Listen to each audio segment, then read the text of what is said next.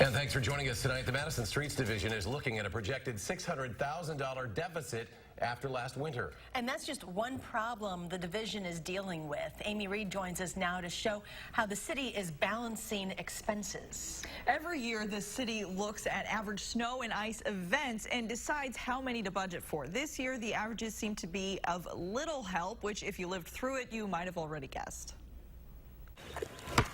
On a day good enough to play basketball, it may be hard to remember just how bad our winter was. Oh yeah, the snow, the ice, the cold. Okay, I remember. Let's get back to spring. Now that we can stand to be outside again, the city is having to play a different, less fun game, the budget game.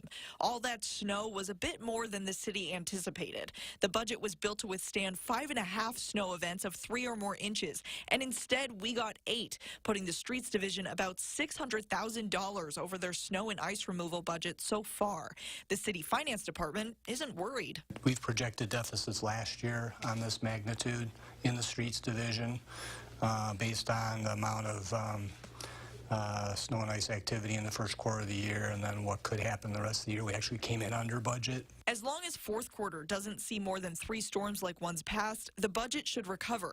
And the city has built-in reserves in case next winter is equally unpredictable. But wait, there's more. And this one's applicable all seasons of the year. Changes with the recycling that China will buy from us is making the recycling arm of the Streets Division less profitable. And companies using less plastic means recyclables weigh less, meaning less money for the same amount of stuff. But there is a part you can help with. Another really important thing that we're seeing is residents aren't always cleaning their recycling material well, and then that stuff ends up in the landfill instead of being recycled, which also increase the cost for the Streets Division. That gives Streets another $370,000 deficit. The division is using surpluses from other services to close these gaps, but the big ticket items, snow and ice removal, could still use some help from crossed fingers. And we should all just be hopeful that we don't get storms for the rest of the year.